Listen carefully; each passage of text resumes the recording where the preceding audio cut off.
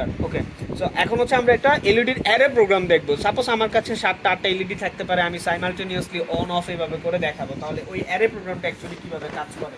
Array প্রোগ্রামটা এই ডিরেকশনে কাজ করে, 8421 8421। আমরা মাইক্রোকন্ট্রোলার কয় বিট পড়ছি? 8 বিটে 1 বাইট।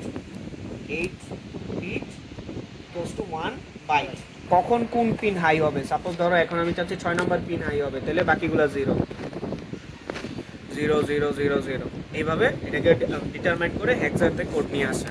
তো এখন আমাদের যেহেতু কাজ হচ্ছে 0 থেকে 9 পর্যন্ত দেওয়া, এখানে 0 থেকে 9 পর্যন্তই আছে এবং প্রতিটা ইন্টারভ্যাল দেওয়া আছে কত করে?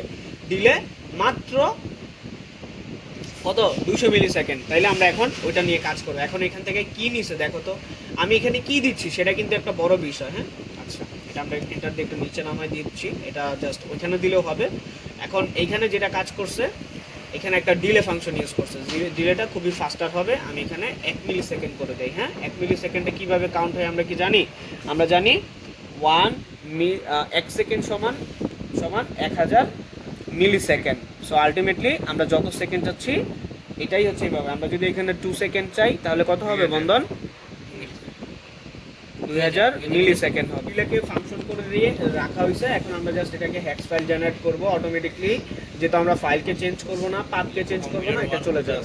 ওকে, সো আমরা এখান থেকে কি করব? প্রোগ্রামটাকে ফ্ল্যাশ করে দিব। অবশ্যই কোন পোর্টে আমরা দিচ্ছি দেখো তো, এখানে আমরা কোনো ইনপুট দিচ্ছি না, শুধু আউটপুট নিচ্ছি।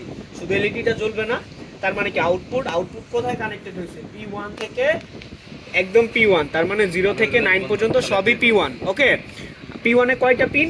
8টা পিন। 8টা পিন 8টা এলইডির সাথে একটা কানেকশনই আছে, সেটা আমরা লাগাই ফেলবো। কোথায়? এই যে এরকম রেল সকেট। কোথায় কানেক্ট করব? এই পিনের সাথে কানেক্ট করে দিলাম। কিভাবে কানেক্ট করব? যেহেতু P1, আমরা চাইলে P2 দিলে P2 হবে, যেহেতু আমাদের P1টা কোথায়? এই যে P1, তাই না? এটা কত? P0 P1 P2 P3। কিভাবে বুঝলাম? এই যে দেখো এখানে লেখা আছে P10 P00 P20 P30। ওকে, তো প্রথমের সাথে P এর পর 1 যেটা, সেটা পোর্ট নাম্বার, তারপরের পিনটা, তারপরের ডিজিটটা হচ্ছে পিন নাম্বার। সাপোজ আমি যদি এখন বলি P19, এখানে 9 আছে? 9 নাই, কিন্তু P17 বলতে পারি, তাহলে কি শেষের পিনটা? ওকে, আচ্ছা, আমরা এটা কোডকে লিখলাম, লেখার পর এখন হচ্ছে আপলোড করব। আপলোড করার জন্য এখানে আসবো, আসার পরে কি করব? কোড ফাইলে যাব, যাওয়ার পর হ্যাক্স ফাইলটা জেনারেট করছি 4:24-এ। হ্যাঁ, মাঝে মাঝে বুঝে নিবা যে কোডটা হ্যাক্স হয়েছে কিনা, দেখবা যখন করবা তখন তার সাথে রিয়েল টাইমে থাকবে। তাহলে হ্যাক্স ফাইল করলাম। হ্যাক্স ফাইল করার পরে কি কাজ জানো আমাদের? ডাউনলোড করার আগে যেন কি শর্ত ছিল মাইক্রোকন্ট্রোলারের?